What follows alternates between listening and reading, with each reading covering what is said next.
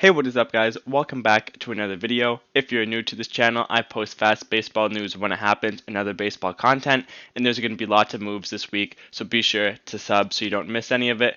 So getting into this video, I'm going to be talking about what the Mets have to do after losing out on Trevor Bauer.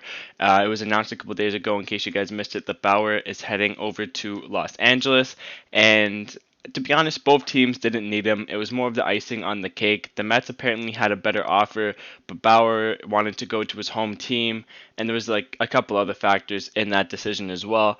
But the Mets by no means should Mets fans be upset. The Mets still have one of the best rotations in the MLB. They have DeGrom, Carrasco, Syndergaard's going to be coming back, Stroman, and then the fifth spot. They have a bunch of pieces that could play for that fifth spot, which is really good because they have lots of depth. Here are some pieces that they have. They have Seth Lugo, Peterson, Yamamoto, and Lucchesi. So they definitely have lots of options. Those are four good starters right there. Lugo could be used as a shutdown guy in the bullpen. Peterson, they can explore options in the bullpen or rotation. Lucchesi's coming over from San Diego as a starter, so they could either use him as the fifth or the sixth starter, or use him in the bullpen. And then Yamamoto came over from Miami, and he actually went to Miami in the Christian Yelich deal. He was supposed to have lots of hype around him, a high ceiling. Didn't really work out the best in Miami, but maybe he can click in New York and it will work out well for them.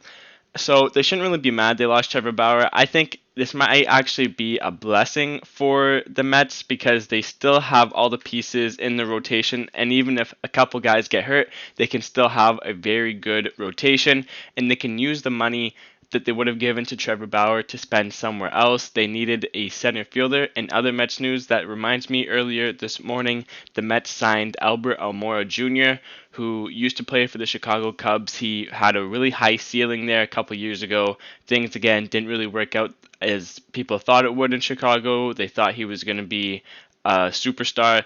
Didn't really work out the best there, but he's a pretty good piece, and the Mets needed an outfielder, a right-handed bat as well, so they can put him into that lineup and move him around in different positions. Talking about that money that they saved, because they didn't really give a lot to Almora, and speaking about Almora as well, that ties into another part of the video I'm going to talk about. They can use that money to go and extend Conforto or give some of it to Lindor, because next year they have Syndergaard, Lindor, and Conforto all hitting the free agent market, so they're going to have to spend some money if they want to keep those players or go out and sign some other free agents. Next year's free agent class is really stacked. You have Christian Yelich, you have Javier Baez, you have Corey Seager, Trevor Story, Francisco Lindor. If Lindor doesn't resign, there's other shortstop options out there, and if Conforto doesn't resign, there's Christian Yelich and other outfield options out there as well. So they could definitely go out and make another move if they really wanted to.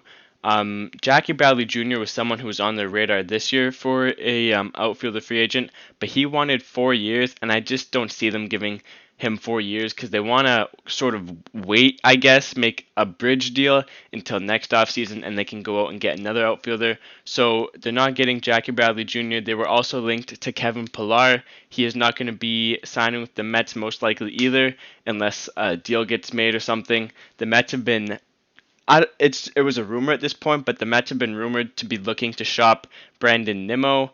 He's a left-handed bat, and he has a lot of trade value. He's one of those players that can be a good leadoff guy. He still has some room to get better, so he could definitely be a trade piece in the future. And other teams are definitely looking for a left-handed bat with good contact skills, so they could use him as a trade piece if they really want to go get another starting piece. Speaking about starting pieces, since they lost out on Trevor Bauer, if they really want another starting piece, they already have a lot of starters, but if they really want another one, they can go out and get Jake Odorizzi for half or maybe not even half of what Bauer wanted. Odorizzi's probably going to make around $10 to $15 million. Maybe even 20 if a team bids against themselves or another team. So they could definitely go out and get Odorizzi. James Paxton's still on the market. Taijuan Walker's still on the market. There's other guys like Matt Shoemaker. And then, of course, on the trade market, Luis Castillo, Sonny Gray, Other options like Kyle Hendricks are on the market, so they could definitely go out and make a trade. The Cincinnati Reds and the Mets have been linked about a third baseman starting pitcher trade, so the Mets could go out and get Sonny Gray or Luis Castillo and Eugenio Suarez for the third base role, and that would fill the third base spot, and another starting pitching piece would be in the rotation mix. So that could definitely happen for the Mets. They'd probably have to give up JD Davis or Brandon Nimmo or a prospect to make that deal happen, but I could definitely see that potentially happening. Chris Bryant and Justin Turner have also been on the radar for the Mets.